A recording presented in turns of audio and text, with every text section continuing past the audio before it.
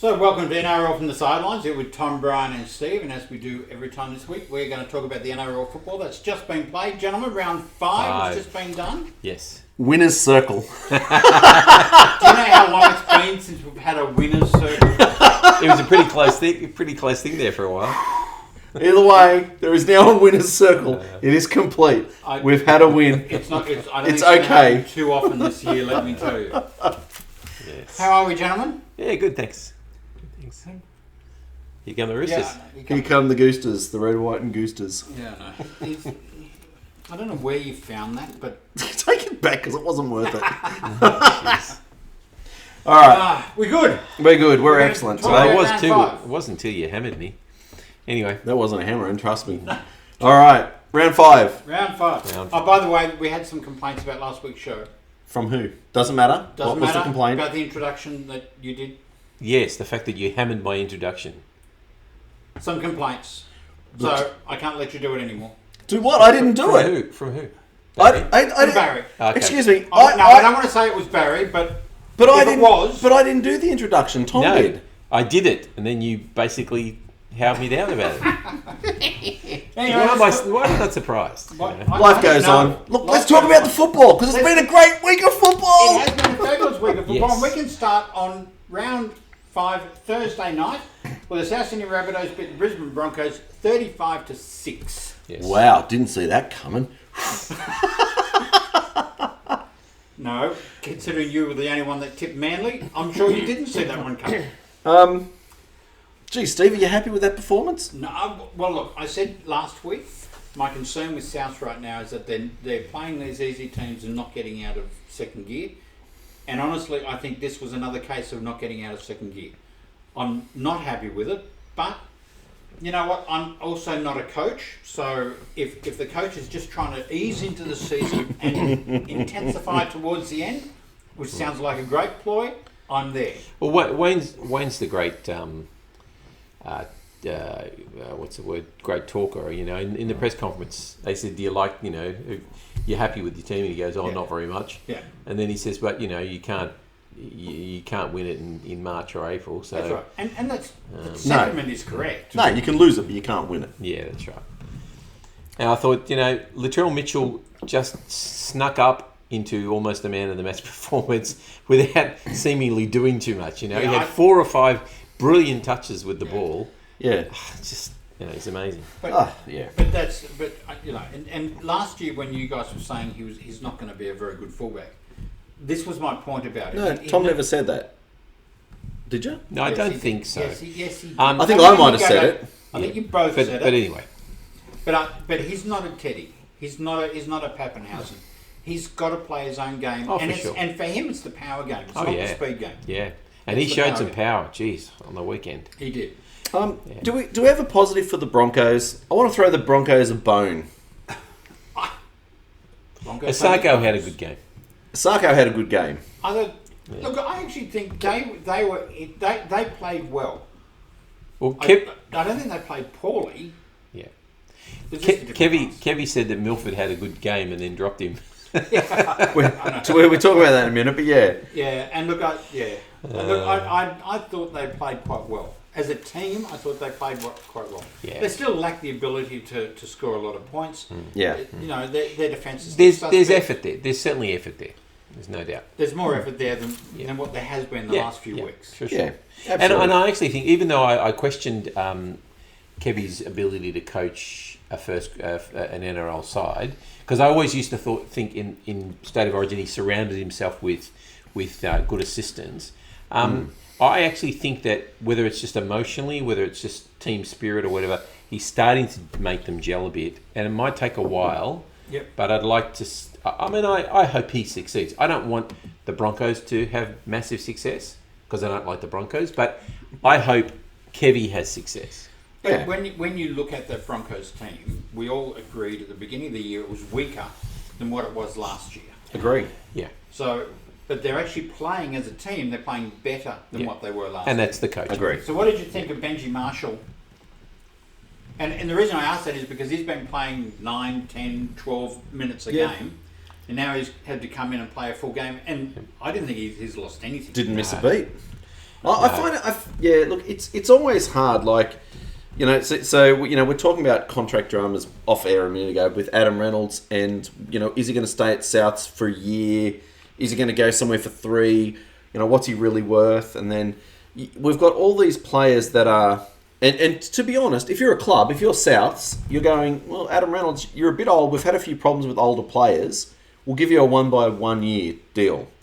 Which is what they've done. And I think that's smart from the club point of view. But you look at blokes like Benji Marshall and Cameron Smith, and they just look like they're just going to keep going. Yeah. Like, it's not their body that has given out. It's just the fact that they're like nearly 40 years old, and it's like, do you really want to sign a 40-year-old player? Yeah, rumour has it that if Reynolds does go, we're going to sign Benji for another 12 months. Yeah, and he I think won't get a lot of money. Yeah. No, but he'll still play the same role. He won't be the main halfback. Yeah. No, he'll be there to mentor. He'll be there to mentor. I thought, in answer to your question, I thought he was great, particularly as a nearly 40-year-old. Well, the wise head, that's the thing. He's just a wise head now. And Adam Reynolds kicking the first 2-point Yeah, good for him. field goal. Appropriate. It's fitting. Yeah. It's fitting that he I kicked thought it. it was too. Yeah. All right, let's move on to Central Coast Stadium, where the Manly Warringah... I never thought I'd be saying this year. The Manly Sea Eagles beat the Warriors. Wouldn't you say the way you said it before the show? How did you say it before the show? Oh, I don't know. You screamed like a girl. No, you didn't. You screamed like a girl. I did you not. Did. You did say. Not. What a great win by the mighty Sea Eagles. Let me say that a couple of weeks ago when the Broncos played the Bulldogs, we said that was the worst game of the year. This rivaled it. It was pretty awful, wasn't it? This, honestly, Brian, this rivaled it. Don't be silly. This was a great game. The last 30 seconds was exciting. I tell you, that team of mine knows how to put my heart in its mouth, in my mouth. There was some scary moments there. Scary moments. I'll tell you what. And you lost another couple of players. Yeah. So we lost Jack Kaczynski and Dylan Walker. It just looked like Walker got his pants pulled down, and he comes up with a 10-week injury on his leg. I know. I'm telling you that the club's cursed with injuries. Well, I don't know. You shouldn't have playing because your fullback's out, and now your fullback's coming back. So you're all right. Look, I guess my highlight, apart from the win and the field goal, was the kick to Jason Saab. Oh yes, that was good. Man, that guy is quick. He is quick. He's quick. Sure I would love to see more enterprising play like that. I guess now that the club's done it, I mean, Melbourne did it in the first round with Addo Carr. Yep. And clubs have been on top of that since, and I think they'll probably be on top of it again. But what a weapon speed is! Oh yeah. To have that in your arsenal. Addo Carr scored one. We'll talk about that. But Addo Carr scored one off Munster was brilliant. Yeah. So look, I'm happy for the win. Yeah, I thought the problem with Manly's been their defence, continually defence. They haven't been able to hold teams out. And I know the Warriors perhaps didn't throw a lot at them. They didn't throw anything at them. Excuse me, but they had 4 sets on the Manly try line and couldn't get over, and that just filled me with glee. Manly also had 3 times over the try line disallowed. Well, so they were held up. It wasn't tries. But that scoreline could have been anything. I'm just saying, like, it was so close to being good. They're really missing Fanua Blake. Who? The Warriors? Yeah. And Manly. He's a machine, yeah absolutely. 50% possession, Warriors 75% completion, Seagulls 73%. I mean, scores 13-12. It was close all over. All right. Game of the season that was, I tell you. Game of the season. All right, let's go. Oh, wait, I've got one thing to say. There was a word before that. I've got one thing to say. There's a certain fan on our Facebook page who likes to give me lots of grief. Is he a Penrith supporter? No, she's a she's Parramatta. Parramatta supporter. Well, let's get to that. No. And I would like to say that she said all these Manly fans carrying on like it was, they'd won the grand final. Let me tell you. They had. It was just about. And I've got one more thing to say. Well, sorry, I'm labouring the point, but just hear me out. Yeah, we have now lost. Timing. This is 10 minutes. 10 minutes and counting. We've now lost to the top 4 teams in the comp, and that's it. So I think that is something to take heart in. What, that you've lost to the top 4 teams? They're the only teams we've lost to this year. The teams that are 1, 2, 3, 4. That's something to really take heart in. It is. Until game number Wow. 6 comes along. Jeez. That's right. We'll go on a winning streak now because we've played the top 4 teams. You'll have 2 weeks of dominance. Yeah, because then we play the Panthers. Okay, let's go to Bluebet Stadium, where the Panthers beat the Raiders 30-10, and Tom, I didn't expect a scoreline like that. No. No, I thought the Raiders were pretty aggressive and in their face for the first 20-25 minutes. Yep. Scored the first try, and I thought, oh look, maybe the Raiders are going to give the Panthers a scare, but the Panthers it's almost like they sit there and go, oh okay, so you're doing that tonight, then we've got something in our kit bag for that, and this is what we're going to do, and they just overcome it. It was amazing. I mean, talk about low completions. Both teams completed at 68%. So it wasn't about completion. I mean, the Dogs completed 85, 90%. They can't score points. So that's a bit of a mistaken stat. But yeah, look, honestly, I don't know who's going to beat Panthers, honestly. Neither do I. Maybe the Rabbitohs, but I just honestly, they have no weaknesses. Not one of their players is having a bad game. Well, they go to their bench and they've got Spencer Lenu. Yeah. But then Liam Martin comes in and plays like he should be there all the whole 80 minutes. He's just been fantastic. Well, let's face it, and you're having a look at that team, and Matt Burton starts, and he's not in the first grade team. Yeah. Crichton's at fullback when Dylan Edwards should be there, and Mitch Kenny's doing quite a good job at hooker. He's no Happy Coruscant, but No. they're going to get stronger. And that's the thing, they've got Happy Coruscant to come back. Oh man. Can I bring something up? And I do enjoy watching Penrith play. Oh yeah. But are some of their young players starting to get a little bit Cocky. arrogant? Yeah. No. Well, that situation with Joseph Tarpany, he's standing on the corner where they've scored a try, trying to get on to get changed over, and Crichton comes up and just gives him a bit of a nudge and gives him a cuddle, like Kenny Edwards used to do. Remember, Kenny Edwards used to always get the opposition player involved in the try celebration, and it was just unnecessary. And he started bad mouthing him, and I just think they're going to have to be careful. It's all when an opposition player makes a mistake, they go over his head. They laugh in his face and. Yeah, I just think that that's bad sportsmanship. A little bit of it is fun, but to me, it's seeing it a lot. Yeah. So look, they're a hot side that's running hot. Oh yeah. Yeah, but you don't need to rub it in. I think being professional and being modest is important. Yeah, keep it to yourself. Would the scoreline have remained the same if Chance had stayed on the field? It would have been a lot closer. Let me tell you, they missed him at fullback because Yeah. Rapana is a fantastic finisher and winger, but he certainly looked out of depth at fullback. And he was blowing very early because he's just not used to that much running. Yeah, well, 15 minutes. And Chance is going to be out for 8 to 10 weeks. So I'm just throwing that out there that there was an explanation, you Raiders fans, but geez, that Panthers side's strong. They still weren't going to win. They are. It's enough. Seabus Super Stadium 42, Gold Coast Titans 42, Newcastle 16.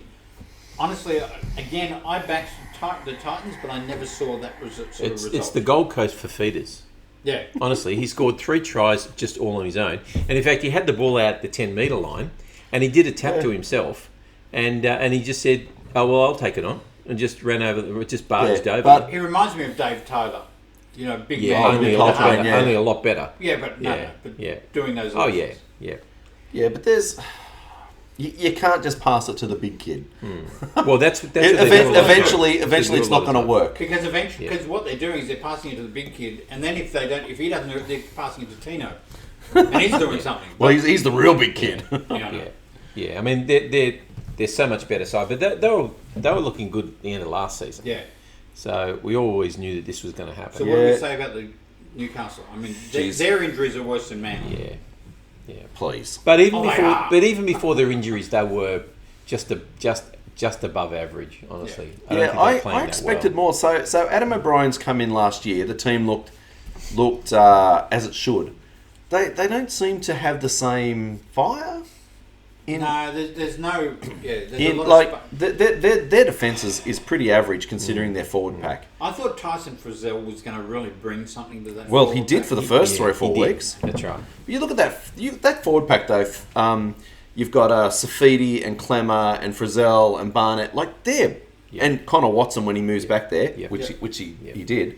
That's a great forward. But again, it's a team with players out of position, and that doesn't help. I thought Ponga was solid for his first hit out. But yeah, look, they're struggling. Yeah, they're a team I don't mind looking forward to playing at the moment because they're a bit in disarray. All right. So let's move on to Stadium Australia, where Melbourne Storm beat the Dogs 52-18. So are we writing the Dogs off for this year? Well, the interesting, everybody's celebrating just how well the Dogs played in a shellacking, you know. Against Melbourne. Yeah.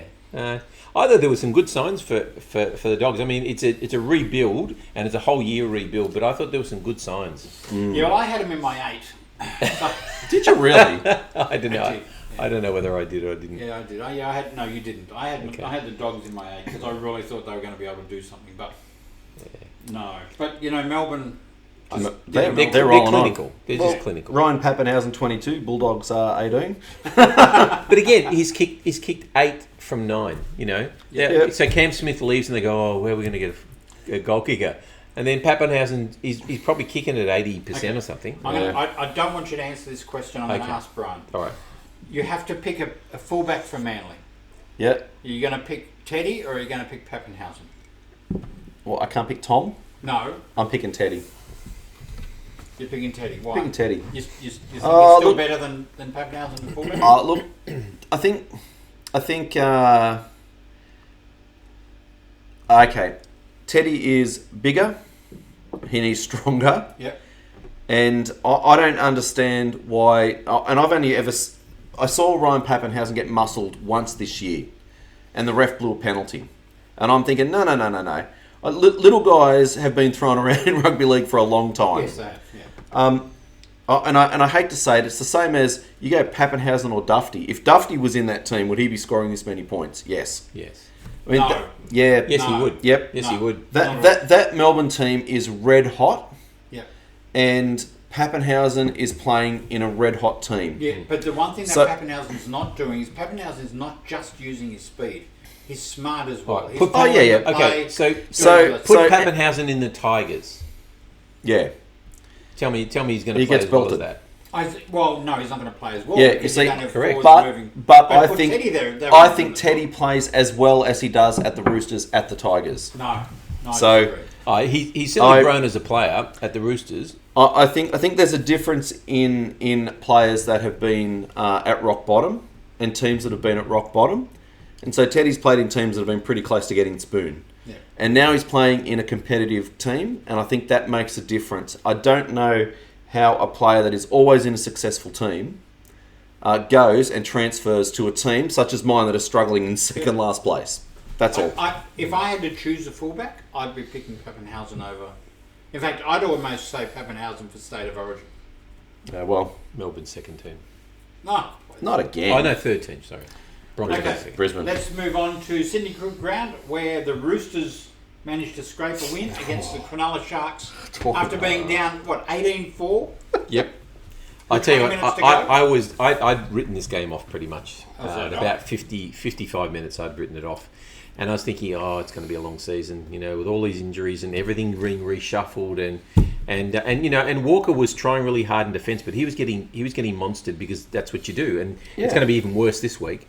But something happened with 19 minutes to go, and it was just simply as Drew Hutchison breaking through some weak defence and scoring a try, and all of a sudden everything seemed to change.